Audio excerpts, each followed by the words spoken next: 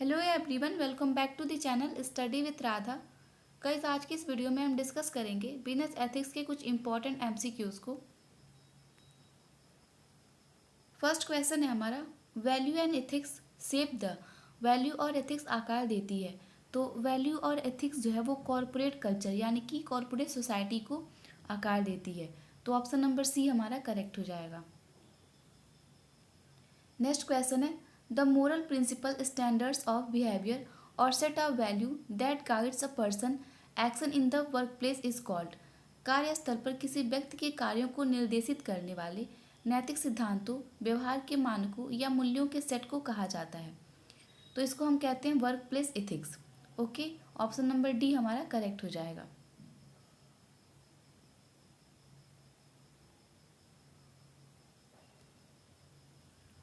Next question है हमारा, विच of the following factors encourage good ethics in the work place. निम्न में से कौन से कारक कार्यस्थल में अच्छी नैतिकता को प्रोत्साहित करते हैं। तो ऑप्शन ए कह रहा है हमारा ट्रांसपेरेंसी, बी कह रहा है fair treatment to the employ of all level.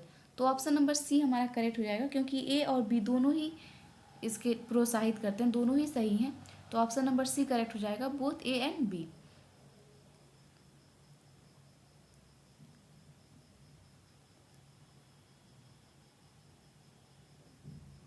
Next question है, which of the following are ethics issue is financial market. निम्नलिखित में से कौन से वित्तीय बाजारों में नैतिक मुद्दे हैं। तो है हमारा Corning. Okay, option number A correct हो जाएगा।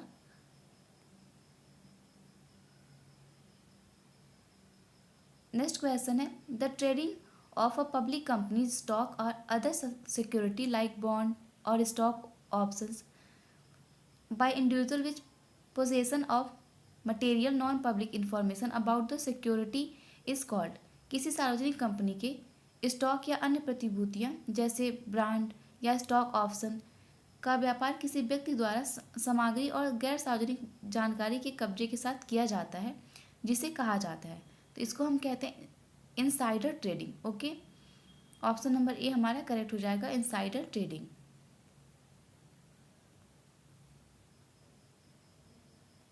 नेक्स्ट क्वेश्चन है, which of the following methods are use in creative accounting. रचनात्मक लेखांकन में निम्नलिखित में से किस विधि का उपयोग किया जाता है। तो रचनात्मक लेखांकन यानी कि क्रिएटिव अकाउंटिंग में ऑफ बैलेंस शीट वित्त पोषण यानी कि ऑफ बैलेंस शीट फाइनेंसिंग का यूज़ किया जाता है। तो ऑप्शन नंबर ए हमारा करेक्ट हो जाएगा।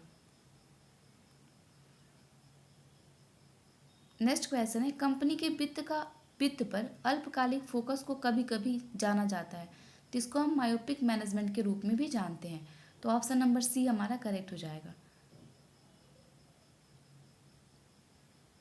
नेक्स्ट क्वेश्चन है, due to fraudulent reporting the share price of companies stock में। कपटपूर्ण रिपोर्टिंग के कारण किसी कंपनी के शेयर की कीमत हो सकती है, तो वो बूस्टअप हो सकती है। ऑप्शन नंबर ए हमारा करेक्ट हो जाएगा। गलत या फ्रॉड रिपोर्टिंग की वजह से किसी कंपनी के शेयर की कीमत बूस्टअप हो सकती है। नेक्स्ट क्वेश्चन है हमारा, the process by which accounts use their knowledge of accounting rule to manipulate the figures report in the accounts of business is known as. एक व्यवसाय के खातों में रिपोर्ट किए गए आंकड़ों के हेरफेर करने के लिए लेखाकार लेखांकन नियमों के अपने ज्ञान का उपयोग करने वाली प्रक्रिया को कहते हैं। तो इसको हम क्रिएटिव अकाउंटिंग कहते हैं।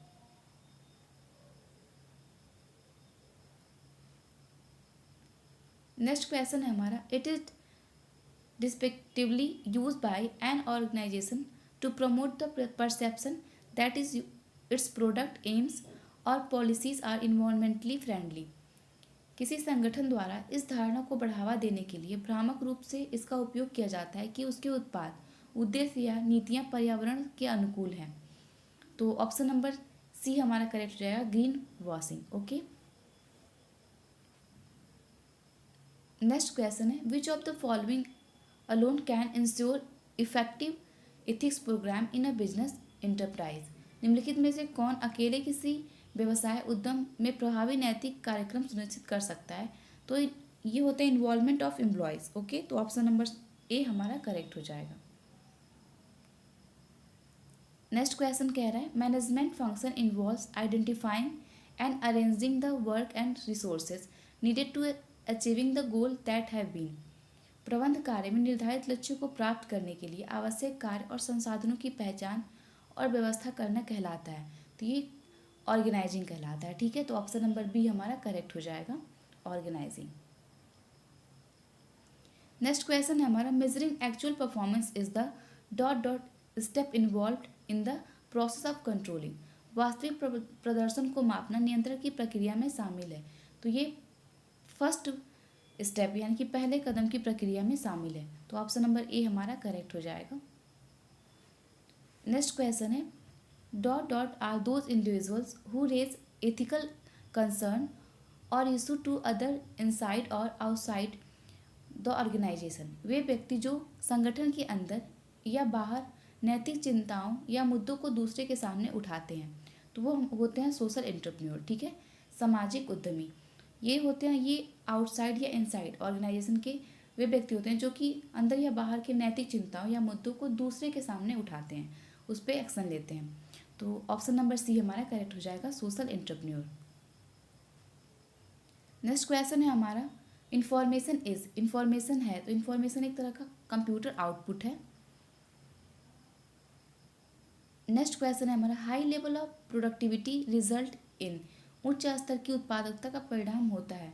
तो good quality, lower cost, higher purchasing power, ये सारे एक अच्छी उत्पादकता की, गुड प्रोडक्टिविटी की, उच्च स्तर की उत्पादकता का परिणाम होता है। तो ऑप्शन नंबर डी हमारा करेक्ट हो जाएगा, all of the above. Next question है the following is the objective for studying work system. कार्य प्रणाली का अध्ययन करने के लिए निम्नलिखित उद्देश्य हैं। तो increasing productivity, developing man power effectiveness, ये दोनों ही हैं। तो ऑप्शन नंबर हमारा सी करेक्ट हो जाएगा, both A and B. Next question है job design is the consciously planned structuring of dot dot performed by an individual और team of person. Job design एक व्यक्ति या व्यक्तियों की टीम द्वारा निष्पादित डॉट डॉट की सचेत के रूप में नियोजित संरचना है। तो ये वर्क एफर्ट्स है। ठीक है, वर्क एफर्ट की सचेत रूप में नियोजित संरचना है। तो ऑप्शन नंबर ए हमारा करेक्ट हो जाएगा, work efforts. Next and last question है the following factors to be discussed from an effective job design. एक प्रभावी कार्य डिज़ाइन के लिए निम्नलिखित कारकों पर चर्चा की जानी चाहिए। तो इन्वायरमेंटल, ऑर्गेनाइजेशनल, बिहेवियर, इन सारी ही चीज़ों पे, इन सारे ही फैक्टर्स पे चर्चा की जानी चाहिए। तो ऑप्शन नंबर डी हमारा करेक्ट हो जाएगा, ऑल ऑफ द एबव। तो गाइज आई होप आपको ये सारे क्वेश्चन समझ में आए हों। मिलते हैं नेक्स्ट वीडियो में कुछ और इंपॉर्टेंट क्वेश्चंस के साथ। Thank you, have a good day.